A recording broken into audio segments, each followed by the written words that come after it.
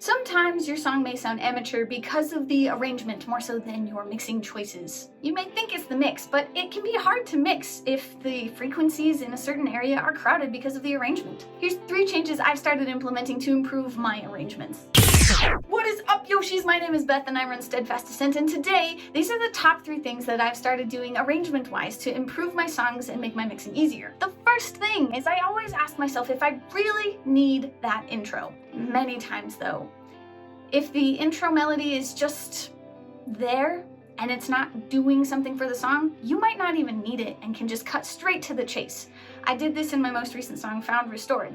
I had an intro, but the reality was that it was completely unnecessary when I looked at the verse and in comparison with the rest of the song. The second thing I've started doing is call and response. Now you may know this vocally. In worship, for example, you may have a call vocally and then the congregation may respond vocally, but call and response can happen from more than just a vocal perspective. In terms of arrangement, for instruments that have a similar frequency, you may want to use call and response to help make those frequencies really pop. For example, I might do a call and response with my vocals because they tend to reach way up in the higher frequencies and my lead guitar. So rather than layering my really high lead guitar parts with my vocal parts, instead I would do a call and response. I'd have a lead vocal and then respond with a lead guitar. And you can totally do this with a whole variety of different instrumentations and in all of the frequencies. Pause. If this video is helping you in any way, shape, or form, it helps me if you leave it a like, and if you're interested in learning more about being a home solo musician, feel free to subscribe.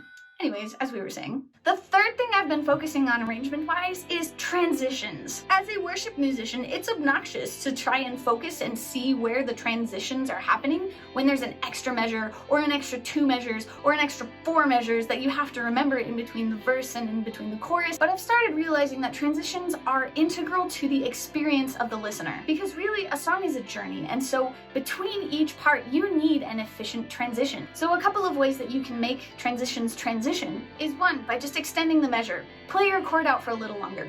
2, you can always add an interesting guitar riff or something that can move from one place to another. 3, you might want to musically crescendo or decrescendo from place to place. And whether that takes an extra measure or whether that takes an extra 4 measures, your song will be the better for creating space to transition between the different parts of your song. Right now, you should take one of these changes you can make to your arrangement and go change the song you're working on, or at least, take it into the next song you write. So let us know which one you're going to be using in your next song, and if you have some more tips for arrangement that you'd like to share with us, please do so in the comments. And if you've made it this far, I'd just like to thank you so very much for watching.